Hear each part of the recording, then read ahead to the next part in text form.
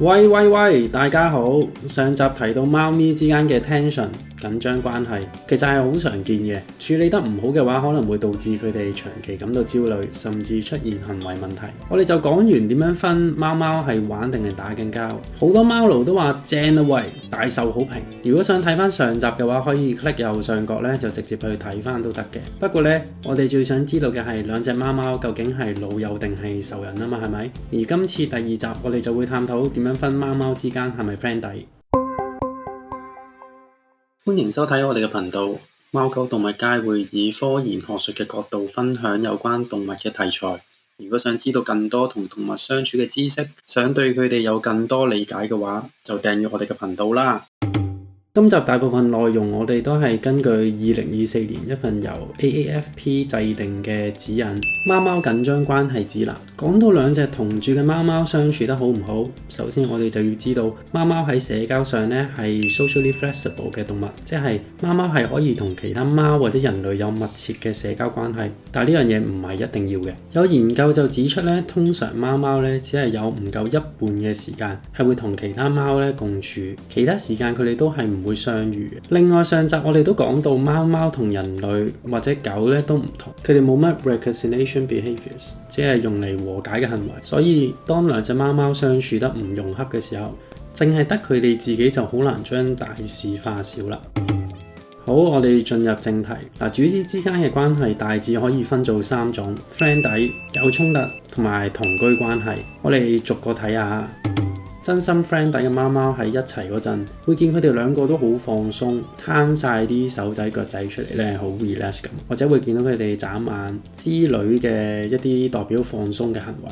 咁如果想知咩係眨眼咧，可以睇翻我哋之前嘅一條片啦。另外，同上集講點樣分貓貓係玩緊一樣，會見有好多身體嘅接觸，而且會有啲明顯嘅親和行為，例如佢哋嘅身體會互相摩擦，或者會見佢哋互相舐大家啲毛去清潔。有陣時會見佢哋黐埋一嚿攬住嚟瞓，或者會見佢哋頭碰頭，或者輕輕用個鼻掂一掂對方。如果成日都見到以上行為，哇！咁我真係恭喜你啊！即係代表主子們嘅關係咧係非常好。事關兩隻有仇嘅貓貓咧，係好少會有直接嘅接觸嘅。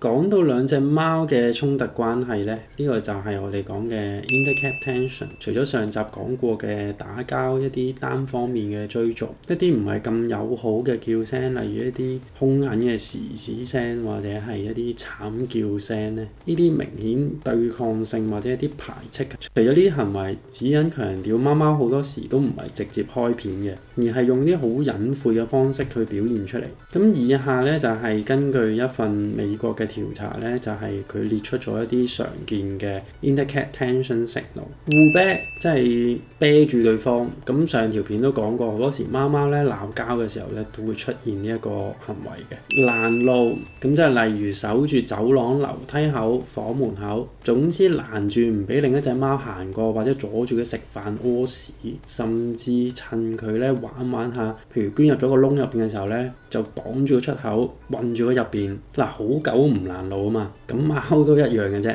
就算以人類嘅角度嚟講啊，咁攔路呢個行為雖然攻擊性唔高，侮辱性咧就極強。匿埋咁其中一隻貓咧就會長期避開另一隻貓嘅，譬如會逃走啦，匿喺床下底、櫃頂，唔敢出嚟。唔敢同另一隻貓喺同一個地方瞓覺、食嘢或者去大小便。總之咧就係驚咗佢咁話。咁另一邊咧就可能會見到有隻貓咧去刻意去跟蹤另一隻貓，好似獵人咁咧跟住另一隻貓。咁就強調翻係單方面嘅跟蹤。仲有可能會發現一啲飲食習慣嘅改變啦。咁因為長期受壓緊張嘅貓咧，就可能會唔願意食嘢，或者變到食得好快，食完就走咁樣。咁因為驚啊嘛。緊張啊嘛，咁啊想盡量咧就快食完咧就閃人，所以咧唔好以為主子之間咧唔開拖咧就乜事都冇，呢啲都係一啲容易忽略嘅衝突行為，而且係無聲無息嘅冷暴力，殺傷力咧可能仲大過咧直接肢體衝突，因為對貓貓咧係會長期造成好大嘅壓力嘅。咁如果咁啱發現咗主子們嘅相處唔係咁好，之間咧有啲衝突嘅話，咁就要長時間留意佢哋之間咧嘅互動有冇上述述嘅情況啦，因為佢哋自己係解決唔到呢啲衝突嘅問題，咁就只會越拖越嚴重嘅啫。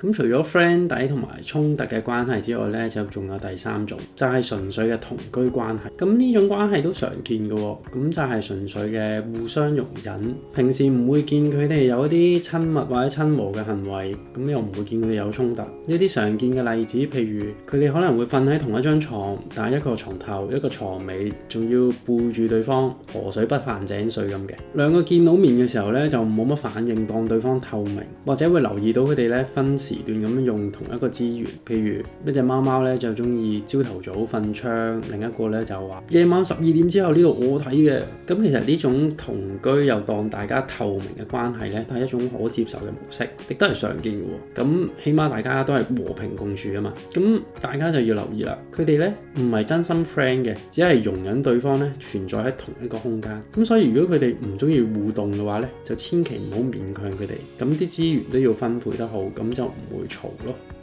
咁提到嘅呢份指引呢，係有班專家寫出嚟，咁其實就提供咗一個好好嘅框架。不過我哋都要留意翻，每隻貓貓咧都係獨立嘅個體，性格同埋經歷咧都會好唔同。咁指引係提供咗個方向俾我哋，但係最終都係要靠我哋去細心觀察，去嘗試了解我哋屋企呢啲主子嘅獨特需要嘅。好建議大家利用 description 嗰條 link 係去查閱翻嗰份完整嘅指引。